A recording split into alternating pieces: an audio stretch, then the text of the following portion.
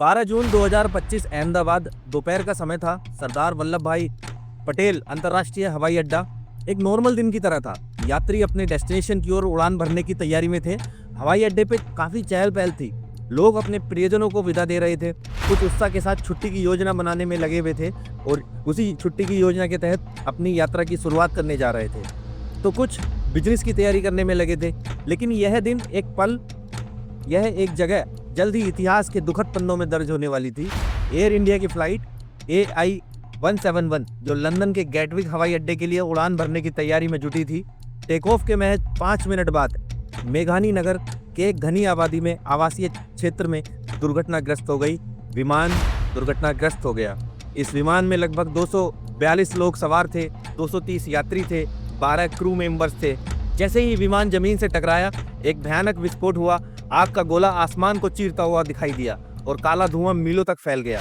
यह हादसा न केवल भारत के विमान इतिहास की सबसे भयावह त्रासदियों में से एक बन गया, बल्कि इसने पूरी दुनिया को हिला करके रख दिया। क्या हुआ था इन आखिरी पलों में?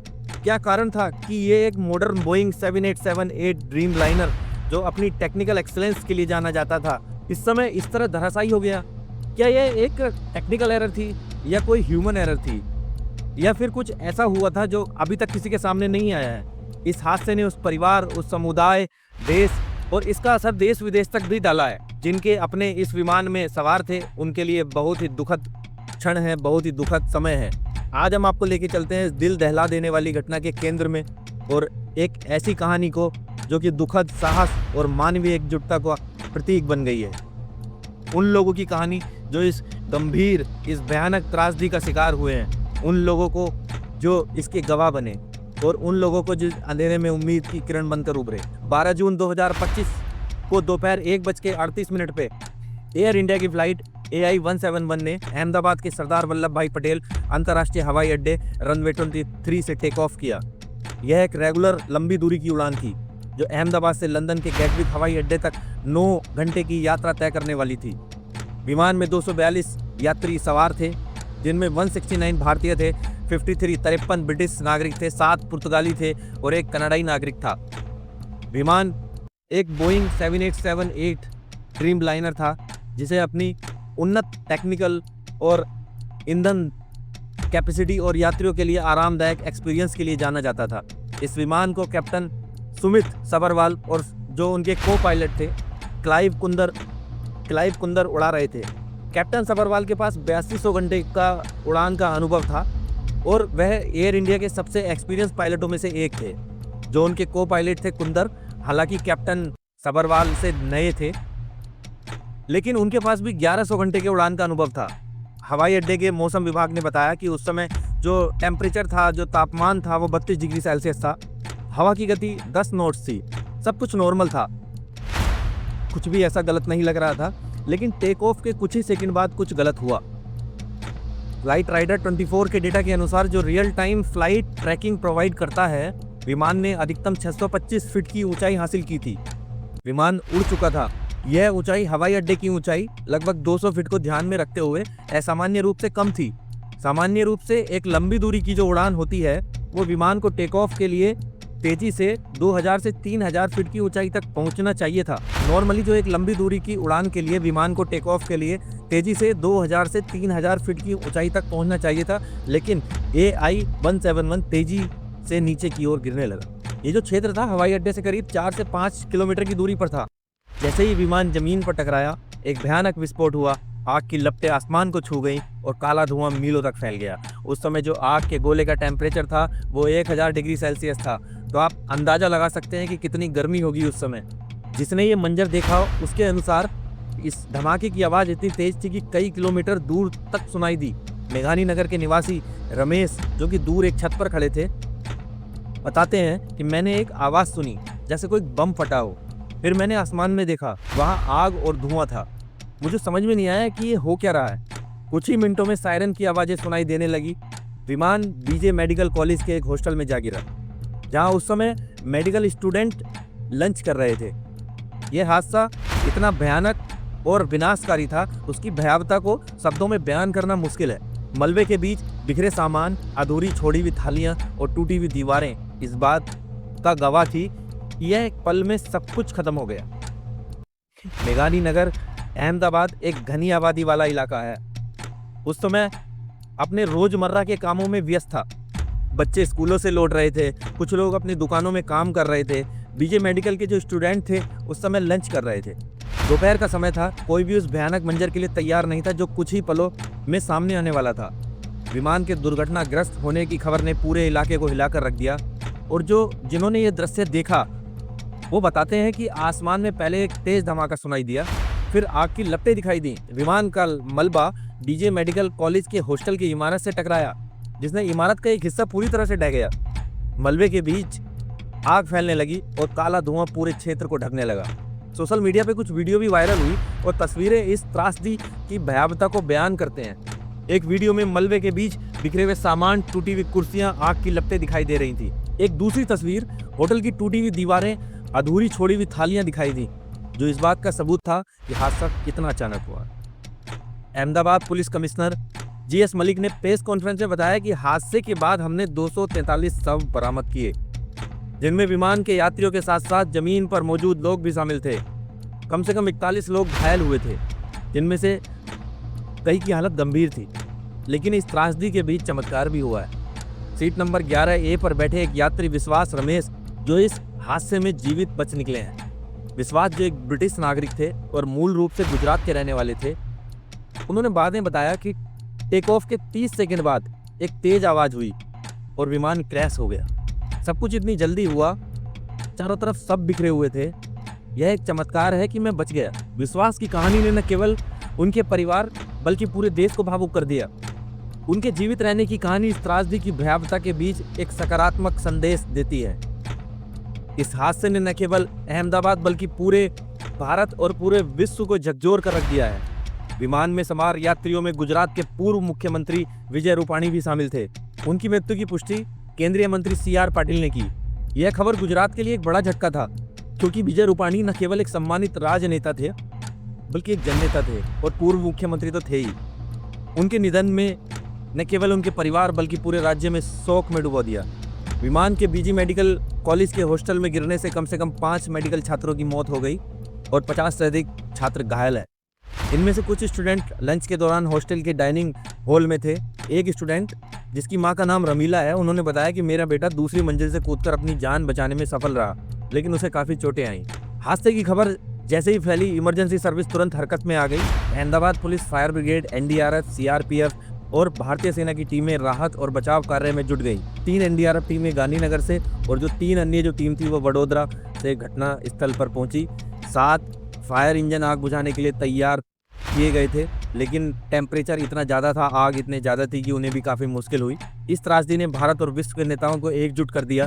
प्रधानमंत्री नरेंद्र मोदी जी ने इसे दिल को झकझोर देने वाला हादसा करार दिया। केंद्रीय गृह मंत्री अमित शाह और नागरिक उड्डयन मंत्री राम मोहन नायडू को अहमदाबाद पहुंचकर स्थिति का जायजा लेने का निर्देश दिया। मोदी जी ने अपने बयान में कहा कि यह त्रासदी हमें स्तब्ध और दुखी कर गई। मेरी संवेदनाएं सभी प्रभावित लोगों के साथ हैं। राष्ट्रपति द्रौपदी मुर्मू ने भी शोक व्यक्त करते हुए कहा कि अहमदाबाद में हुए विमान हादसे की खबर से मैं बहुत दुखी हूँ। एक हृदय विदारक आपदा है। मेरी संवेदनाएं प्रभावित लोगों के साथ हैं।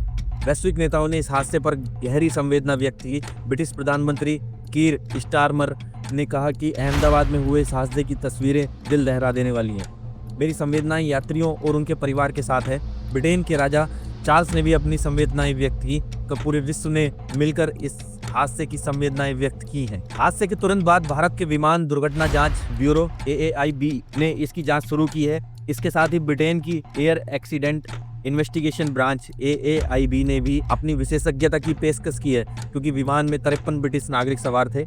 अमेरिका का national transportation safety board NTSB भी इस जांच में सहायता प्रदान करेगा, क्योंकि विमान बोइंग द्वारा निर्मित था। शुरुआती जांच में कुछ महत्वपूर्ण तथ्य सामने आए हैं जो इस हादसे को प्रभावित कारणों की ओर इशारा करते हैं। टेक ऑफ के बाद पायलट ने मेडिकॉल जारी किया था।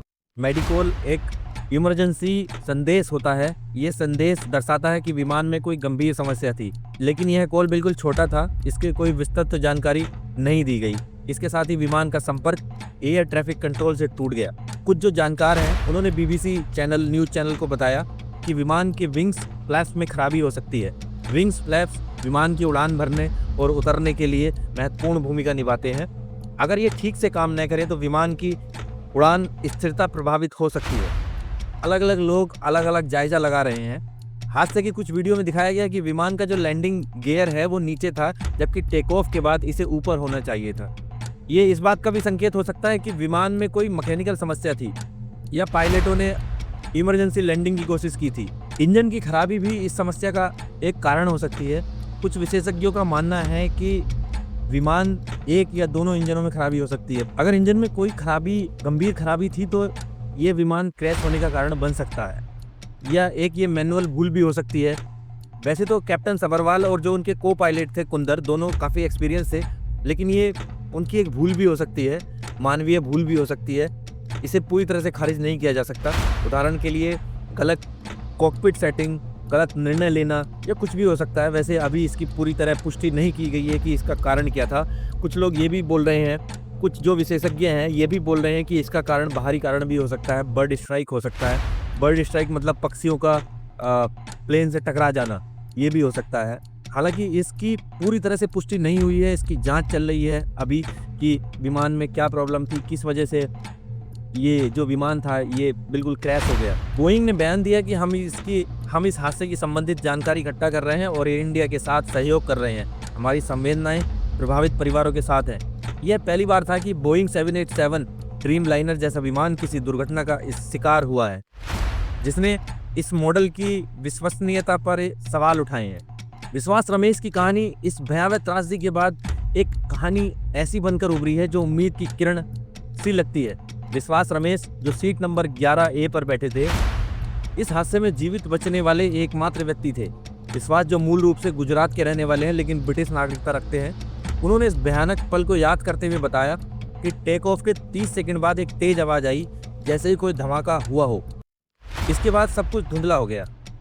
जब मुझे होश आया तो मैं मलबे के बीच में था। चारों तरफ लाशें ही लाशें बिखरी हुई थी। मैंने ऊपर देखा तो मुझे लगा कि मैं मर चुका हूँ, लेकिन फिर मैंने अपने शरीर को हिलाया और मुझे एहसास हुआ कि मैं जिंदा हूँ। विश्वास की जीवित रहने की कहानी न केवल उनके परिवार बल्कि पूरे देश को भावुक करती है। अहमदाबाद पुलिस ने पुष्टि की कि विश्वास को तुरंत सिविल हॉस्पिटल ले जाया गया, जहां उनकी स्थिति स्थिर बनी हुई है। डॉक्टर ने बताया कि विश्वास को कुछ मामूली चोटें आई हैं, लेकिन उनकी जान को कोई खतरा नहीं है। विश्वास की कहानी ने इस त्रासदी को अंधेरे में एक उजाला लाया है। उनकी जीवित रहने की कहानी ने लोगों को ये विश्वास दिलाया है कि सबसे मुश्किल हालात में भी चमत्कार हो सकते हैं। विश्वास ने बाद में एक इंटरव्यू में कहा कि मुझे नहीं पता कि मैं क्यों बचा, लेकिन मुझे लगता है कि भगवान ने मुझे कोई विशेष कारण, विशेष उद्देश्य के लिए बचाया है। मैं उन सभी लोगों की याद में कुछ अच्छा करना चाहता हूँ जो इस हादसे में चले गए हैं। हादसे की खबर जैसे ही फैली, अहमदाबाद और पूरे भारत में राहत और बचाव कार्य शुरू हो गए। Ahmedabad police, fire brigade, NDRF, CRPF, भारतीय सेना की टीमें तुरंत घटनास्थल पर पहुंची। 3 NDRF टीमें गांधीनगर से और 3 अन्य टीमें वडोदरा से आई। 7 फायर ब्रिगेड इंजन आग बुझाने के लिए तैनात थे। स्थानीय नागरिकों ने भी राहत कार्य में बढ़ चढ़कर हिस्सा लिया और मेघानी नगर के लोग अपने घरों से बाहर निकले और घायलों को अस्पताल पहुंचाने में मदद करने लगे। कुछ लोगों ने अपने घरों में पानी और खाने की व्यवस्था की ताकि राहत कर्मियों की सहायता मिल सके। अहमदाबाद सिविल हॉस्पिटल में रक्तदान के लिए लोगों की भीड़ उमड़ गई। गुजरात स्वास्थ्य विभाग ने बताया कि 24 घंटे के भीतर 2000 से अधिक यूनिट रक्तदान किया गया। ये एकता और मानवीय भावना इस त्रासदी के अंधेरे में एक उजाला लेकर आती है। गुजरात के मुख्यमंत्री भूपेंद्र भाई पटेल ने घटनास्थल का दौरा किया और घायलों के लिए ग्रीन कॉरिडोर की व्यवस्था करने के निर्देश दिए। उन्हें यह भी सुनिश्चित किया कि सभी अस्पतालों में पर्याप्त चिकित्सा उपलब्ध कराई जाए। कांग्रेस के नेता राहुल गांधी ने भी अपने कार्यकर्ताओं से राहत और बचाव कार्यों में सहयोग प्रदान करने का आह्वान किया। उन्होंने ट्वीट किया कि अहमदाबाद विमान हादसा एक भयानक त्रासदी है। मैं अपने कार्यकर्ताओं से अपील करता हूं कि वे राहत कार्यों में हर संभव मदद प्रदान करें। मेरी संवेदनाएं प्रभावित परिवारों के साथ हैं। टाटा ग्रुप, जिसके अंडर में एयर इंडिया है, जो एयर इंडिया को चलाता है, उसने प्रत्येक मरने वाले को 1 करोड़ का आर्थिक सहायता प्रदान करने की घोषणा की। साथ ही घायलों के इलाज का खर्च भी वहन करने का वादा किया। टाटा ग्रुप के चेयरमैन एन चंद्रशेखर ने कहा कि हम इस त्रासदी से गहरे दुख में हैं। हमारी प्राथमिकता लोगों को और उनके परिवार की सहायता करना है। इस हादसे ने अहमदाबाद में स्थानीय समुदाय पर गहरा प्रभाव डाला है। मेघानी नगर, जहां विमान गिरा था, वहां के निवासियों ने अपने घरों और संपत्तियों का नुकसान पहुंचते देखा है। बीजे मेडिकल कॉलेज के हॉस्टल में नुकसान ने कई छात्रों के परिवार को गहरे दुख में डुबो दिया है। इस हादसे ने विमान सुरक्षा पर भी सवाल उठाए हैं। बोइंग 787 ड्रीम लाइनर ने दुनिया के सबसे सुरक्षित विमानों में से एक माना जाता था। इस हादसे ने न केवल बोइंग की विश्वसनीयता पर सवाल उठाए हैं, बल्कि एयर इंडिया की रखरखाव और प्रशिक्षण प्रक्रियाओं पर भी बहस छेड़ दी है। हादसे की जांच अभी भी जारी है। जांच के दौरान ब्लैक बॉक्स, जिसमें कॉकपिट और वॉइस रिकॉर्डर और फ्लाइट डेटा रिकॉर्डर शामिल है, इसको बरामद कर लिया गया है। इन रिकॉर्डरों का विश्लेषण हादसे के सटीक कारण को उजागर करने में मदद मिलेगा। इन रिकॉर्डों का विश्लेषण हादसे के सटीक कारणों को उजागर करने में मदद करेगा। प्रारंभिक शुरुआती जांच में कुछ सवाल सामने आए हैं। क्या इस विमान के रखरखाव में कोई चूक हुई है? अहमदाबाद विमान हादसा एक ऐसी त्रासदी थी जिसने न केवल भारत बल्कि पूरी दुनिया को झकझोर कर रख दिया। यह हादसा हमें उन लोगों की याद दिलाता है जो इस त्रासदी का शिकार हुए और उन लोगों की जो इसके बावजूद उम्मीद और साहस की मिसाल बने। विश्वास रमेश जैसे चमत्कार और राहत कार्यों में शामिल हजारों लोगों की कहानियां हमें विश्वास दिलाती है कि सबसे अंधेरी रात के बाद भी सुबह की किरण जरूर आती है। ये त्रासदी हमें सिखाती है कि दुख की घड़ी में मानवता और एकजुटता ही वह ताकत है जो हमें आगे बढ़ने की हिम्मत देती है। जांच के जो भी परिणाम आएंगे भविष्य में ऐसी घटनाओं को रोकने में मदद करेंगे, लेकिन हमें इस त्रासदी की सबसे बड़ी सीख यह लेनी है कि हमें हर पल को जीना चाहिए, अपने प्रियजनों के साथ समय बिताना चाहिए, मुश्किल वक्त में एक दूसरे के साथ देना चाहिए। अहमदाबाद विमान हादसा 2025 एक दुखद अध्याय है, लेकिन यह हमें यह सिखाता है कि मानवता की ताकत किसी भी त्रासदी से बड़ी होती है। धन्यवाद दोस्तों।